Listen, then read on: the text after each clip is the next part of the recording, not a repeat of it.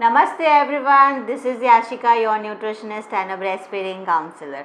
So आज हम लोग एक बहुत ही इंटरेस्टिंग टॉपिक के अंदर डीप डाइव करने वाले हैं जो काफ़ी सारे फैमिलीज में थोड़ा सा डिफ़िकल्ट सिचुएशंस लेके आ सकते हैं. That is picky eating by the children. So काफ़ी सारे पेरेंट्स स्ट्रगल करते हैं बच्चों का पिकी ईटिंग को लेके. They are fussy, they are not interested in eating, they reject food and the mothers and parents are little stressed and tired कि हम क्या कर सकते हैं.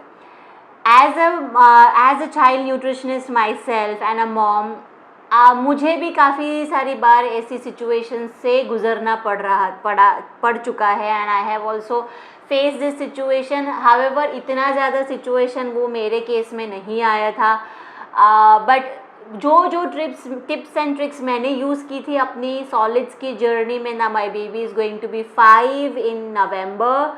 तो जो भी टिप्स एंड ट्रिक्स जो मैंने ट्राई किया था वो मैं यहाँ पे कहीं ना कहीं लेके आ रही हूँ.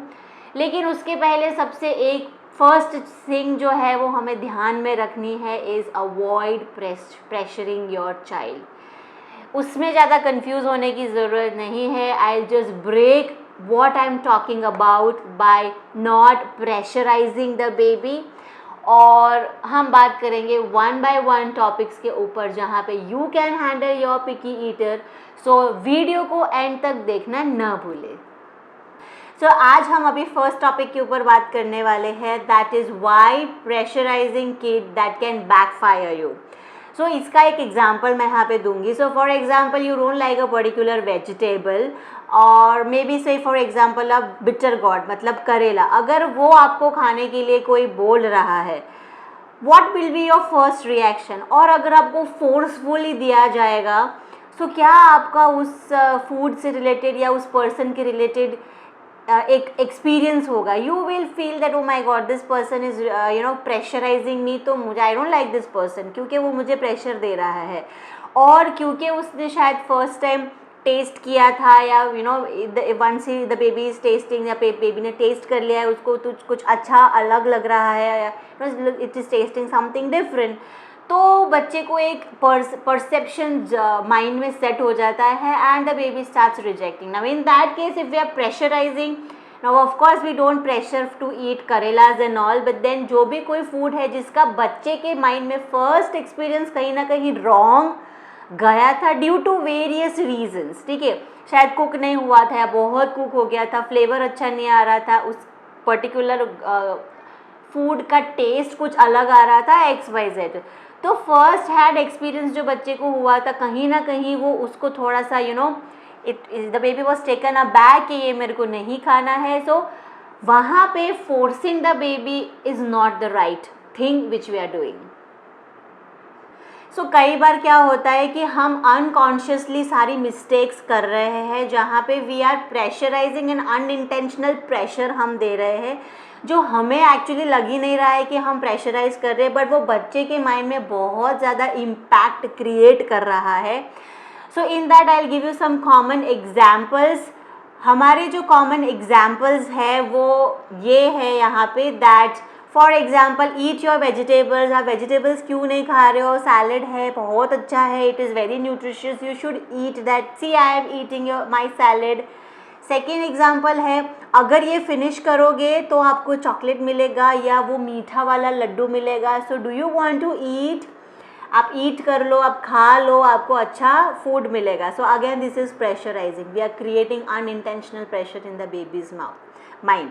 सेकेंड इज़ कि ओके आपका बड़ा भाई या बहन तो खा रहा है, see how much she is eating, she is loving to eat like this and why are you not eating. वो अच्छा है, वो भी खा रहा है, आप भी खाओ, दोनों को सही न्यूट्रिशन मिलेगा. So again this is another pressure.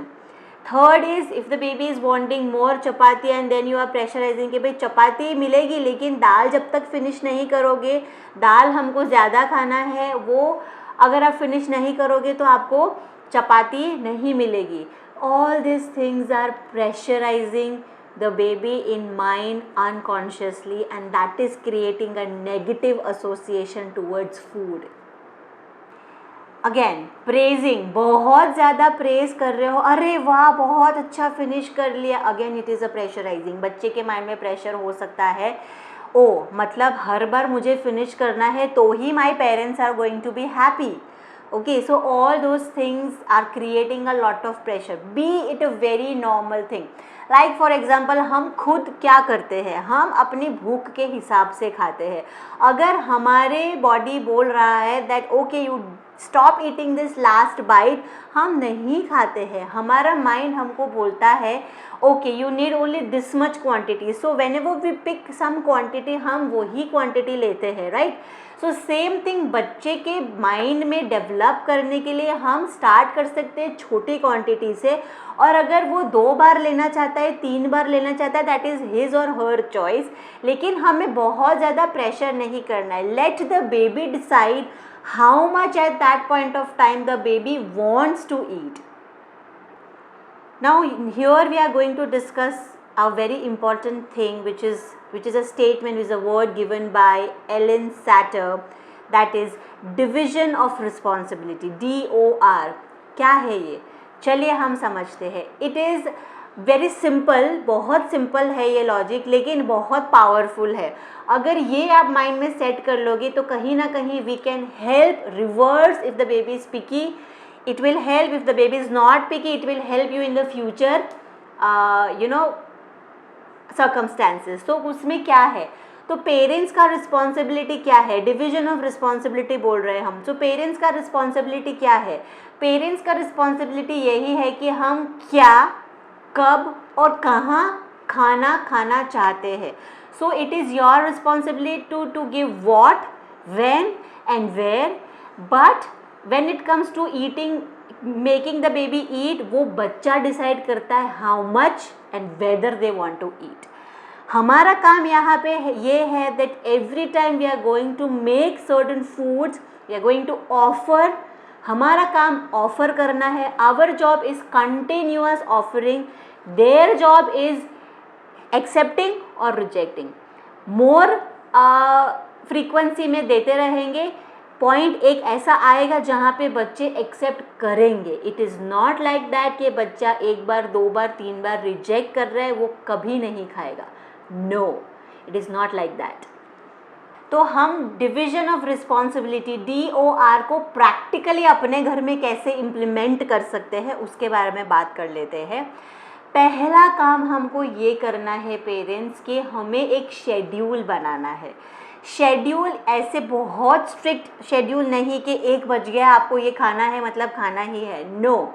Make a schedule in such a way कि आपका ब्रेकफास्ट का टाइम बच्चे का ब्रेकफास्ट का टाइम, आपके लंच का टाइम बच्चे के लंच का टाइम, आपका स्नैक का टाइम बच्चे के स्नैक का टाइम, एंड आपका डिनर का टाइम मतलब बच्चे के डिनर का टाइम।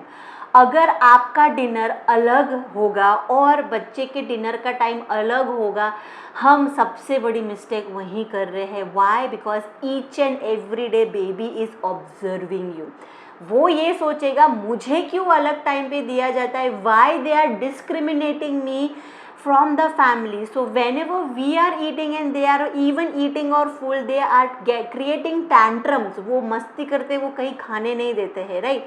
अगर आपका पहले से ही मील टाइम सेट होगा सो दोनों साथ में खाएंगे, ही और शी विल फील कि हाँ हम उसको इन्वॉल्व कर रहे हैं इन हमारा फैमिली। जैसे कई रेस्टोरेंट्स में हम जाते हैं तो हम देखते हैं कि एक पेरेंट खा रहा है उसके बाद दूसरा पेरेंट खा रहा है क्योंकि दूसरा पेरेंट बच्चे को संभाल रहा है। तो ऐसा क्यों हो रहा है? May be in that situation उस घर में बच्चे को अलग टाइम पे खिलाया जाता है, and that is the baby is not habituated to eat together. Second point यहाँ पे ये है कि make the meal time more pleasant.